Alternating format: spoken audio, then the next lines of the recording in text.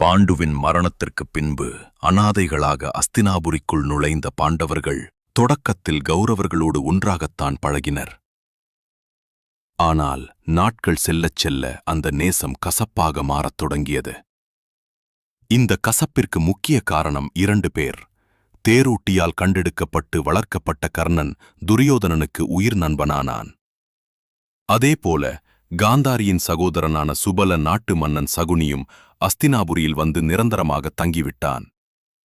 சகுனியும் கர்ணனுமாகச் சேர்ந்து கௌரவர்களின் மனங்களில் பொறாமை என்னும் கொடிய நஞ்சை விதைக்கத் தொடங்கினர். உரசாதவரை மூங்கில்களுக்குள் நெருப்பு அமைதியாகத்தான் உறங்கும்.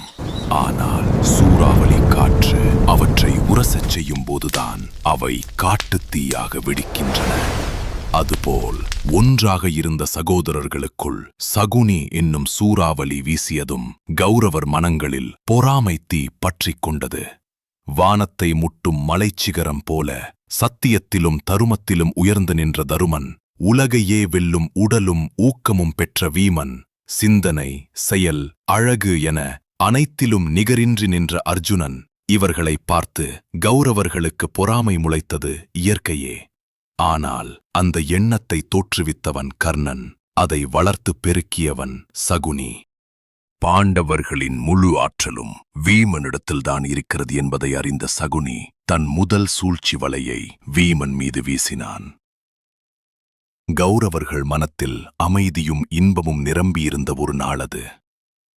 ஆனால் அது புயலுக்கு முன் தோன்றும் பேரமைதி, அழிவை எண்ணி இருமாந்து கொண்ட இன்பம். அவர்கள் பாண்டவர்களை அணுகி, சகோதரர்களே, இன்றைய பொழுதை இன்பமாகக் கழிப்போம். கங்கையாற்றின் குளிர்ந்த நீரலைகளில் நாம் நீந்தி விளையாடி மகிழலாம் வாருங்கள் என்று அன்பொழுகுவது போல் நடித்து அழைத்தனர். வஞ்சகம் அறியாத பாண்டவர்களும் கங்கை கரைக்கு புறப்பட்டனர். பனிமலையிலே தவழ்ந்து வளர்ந்து கன்னிப் பருவமடைந்த கங்கைச் செல்வி கடலாகிய காதலனை நோக்கிச் சென்று கொண்டிருந்தாள். மோகனமான தன் நீள அலைக்கரங்களை நீட்டி அவர்களை நீராட அழைப்பது போலிருந்தது கங்கையின் சலனம். கௌரவர்களும் பாண்டவர்களும் நதியில் இறங்கினார்கள். தொடக்கத்திலேயே துரியோதனனுக்கும் பீமனுக்கும் நீந்துவதில் போட்டி ஏற்பட்டது. தங்களுக்குள் செய்திருந்த ஏற்பாட்டின்படி வீமனை அவமானப்படுத்த நினைத்தனர் கௌரவர்கள். ஆனால் விதி அநீதிக்கு துணை செய்யுமா? வீமனை தலைகுனியச் செய்ய வேண்டும் என்று நினைத்த துரியோதனனே வீமனின் அசுர வேகத்தை பார்த்து தலைகுனியும்படியானது. நீச்சல் போட்டியில் வீமன் மாபெரும் வெற்றி பெற்றான். பொறாமைக்காரர்களின் தோல்வியால் பொறாமை மேலும் வளருமே தவிர குறையாது. பகல் முழுவதும் கங்கையில் விளையாடி களைத்துப் போயிருந்ததனால் பாண்டவர்கள் இரவிலே ஆழ்ந்த உறக்கத்திற்குச் சென்றனர். ஆனால் துரியோதனன், துச்சாதனன், கர்ணன், சகுனி ஆகிய 4வருக்கும் தோல்வியால் விளைந்த தவிப்பு அடக்க முடியாமல் குமுறிக் கொண்டிருந்தது. வீமனை பழி தீர்த்தாலொழிய என் மனத்திற்கு அமைதியில்லை என்றான் துரியோதனன். சகுனி ஒரு குரூரமான திட்டத்தை அவர்கள் காதோடு காதாக கூறினான். சலனமற்று அமைதி திகழும் நள்ளிரவு, எங்கும் செறிந்த காரிருள், வீமனின் பள்ளியறை. பகலிலே ஆற்று நீரில் ஆடிய அலுப்புத் தீர ஆழ்ந்த உறக்கத்தில் ஈடுபட்டிருந்தான் வீமன். அவன் மூச்சுவிடும் ஒலியைத் தவிர வேறு எந்த ஒலியும் அங்கே இல்லை. தன் குகையிலே சுதந்திரமாக உறங்கும் சிங்கத்தைப் போல படுத்திருந்தான் அவன். அந்த உறங்கும் சிங்கத்தின் குகைக்குள்ளே குள்ள நரிகளைப் போல பதுங்கி பதுங்கி நுழைந்தனர் அந்த 4வரும். கையில் கொண்டு வந்திருந்த தடிமனான கயிறுகளால் கட்டிலோடு கட்டிலாக வீமனை இறுக்கிக் கட்டினர். அப்போதும் அவன் விழிக்கவில்லை. அப்படியே அவனை தூக்கிக் கொண்டு கங்கையை நோக்கி நடந்தனர்.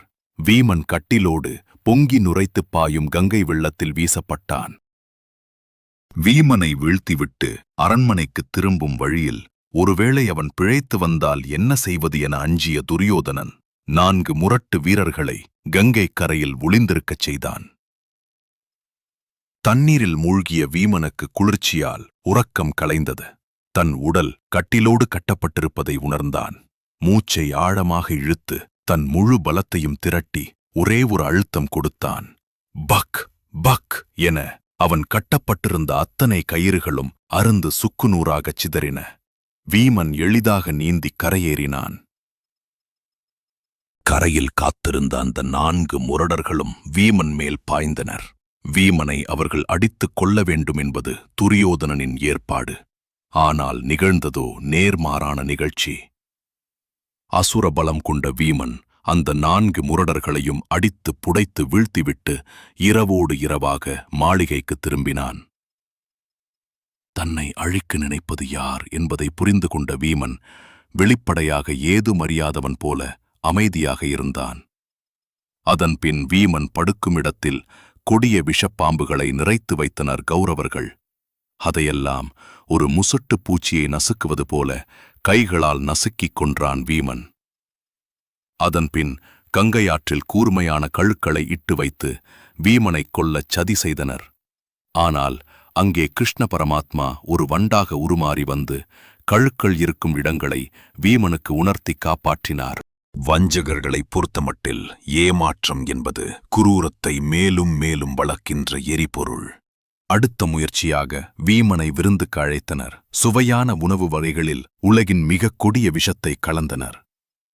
உணவுகளில் நஞ்சு கலக்கப் பெற்றிருப்பதை அறியாமலே ஆசையாக உண்டான் வீமன். உணவு உண்டு முடித்த சிறிது நேரத்திலேயே அவனது கண்கள் சொருகின, உடல் நிலை குலைந்தது. பெரும் மரம் சாய்வது போல அப்படியே மயங்கி வீழ்ந்தான் வீமன். இதற்காகவே காத்திருந்த துரியோதனன் தன் ஏவலாட்களைக் கொண்டு மயங்கி விழுந்த வீமனின் உடலை மீண்டும் கயிறுகளால் பிணித்து கங்கையின் நடுவே கொண்டு போய் தள்ளினான். இந்த முறை வீமன் தப்பிக்கவே முடியாது என எண்ணிச் சிரித்தான் துரியோதனன். அவன் சிரித்துக் கொண்டிருக்க வீமனின் உடல் கங்கையின் ஆழத்திற்கு இருண்ட பாதாள உலகத்தை நோக்கி மூழ்கிக் கொண்டிருந்தது. கங்கையின் ஆழத்திலிருந்த பாதாள உலகத்தில் வசித்து வந்த கொடிய விஷப்பாம்புகள் வீமனின் உடலை கடித்தன. ஆனால் அங்கே ஒரு அதிசயம் நிகழ்ந்தது. வீமன் ஏற்கனவே நஞ்சு கலந்த உணவை உண்டிருந்ததனால் பாம்புகளின் நஞ்சு அவனை ஒன்றும் செய்யவில்லை. மாறாக முள்ளை முள்ளால் எடுப்பது போல உடலிலிருந்த விஷத்தை பாம்புகளின் விஷம் முறித்துப் போக்கியது. மயக்கம் தெளிந்த வீமன் பாதாள உலகின் நாக அரசரான வாசுகி முனிவருக்கு அறிமுகமானான். வீமன் வாயு பகவானின் புதல்வன் என்பதை அறிந்து கொண்ட வாசுகி அவனை பெரிதும் பாராட்டி போற்றினார். வாசுகியின் உதவியால் வீமனுக்கு அமுதம் குடிக்க கிடைத்தது. அமுதம் அருந்திய சிறப்பால் வீமன் தன் வேதனையும் சோர்வும் நீங்கி புதிய அழகும் 1000 யானைகளின் பலமும் பெற்று விழித்தெழுந்தான். இதற்கிடையே அஸ்தினாபுரத்தில் 8 நாட்களாக வீமனை காணாமல் குந்தி தேவியும் பாண்டவர்களும் பல இடங்களில் தேடி கண்ணீர் விட்டு கலங்கிக் கொண்டிருந்தனர்.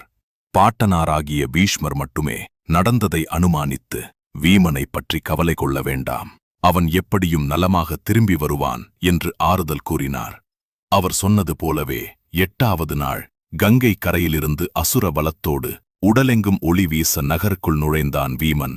தங்களை கொல்ல நடக்கும் அத்தனை சூழ்ச்சிகளையும் அறிந்து கொண்ட வீமன் தர்மனின் அறிவுரைப்படி தற்காலிகமாக அமைதி காத்தான். நன்மையும் தீமையும் சத்தியமும் அசத்தியமும் போராடுகின்ற நெருக்கடியான சந்தர்ப்பங்கள் உலக வாழ்வில் அடிக்கடி வரும். அப்படிப்பட்ட நேரங்களில் சத்தியம் தோற்றுவிடுமோ என்ற பயம் நமக்கு ஏற்படுவது இயற்கைதான். வேகமாகச் செல்லும் தண்ணீர் வேகமாகவே வடிந்து விடுவது போல் தீமையும் சூழ்ச்சியும் மிக வேகமாக வளர்ந்து வெற்றிக்கு அருகில் செல்வது போலத் தோன்றும். ஆனால் காளான் ஒரே இரவில் முளைத்துவிடும். ஆலமரம் வேர்விடக் காலமாகும். தர்மம் பொறுமையாகவே வெல்லும். துரியோதனனின் சூழ்ச்சிகள் ஆரம்பத்தில் வெற்றி பெறுவது போலத் தெரிந்தாலும் அழிவு அவர்களுக்கே என்பதை இந்த உலகம் விரைவில் பார்க்கப் போகிறது. வீமன் உயிருடன் திரும்பி வந்ததை பார்த்து கௌரவர்கள் என்ன செய்தார்கள்? வளரும் இந்த பகைக்கு நடுவே பாண்டவர்களுக்கும் கௌரவர்களுக்கும் போர்க்கலைகளை கற்றுக் கொடுக்க அஸ்தினாபுரத்திற்குள் நுழையப் போகும் அந்த மாபெரும் குரு யார்? பாஞ்சால மன்னன் துருபதன் மீது தீராத பகையோடு வரும் துரோணாச்சாரியாரின் பின்னணி என்ன? வில்வித்தையின் விஸ்வரூபத்தை நாம் அடுத்த எபிசோடில் பார்ப்போம். தொடர்ந்து இணைந்திருங்கள்.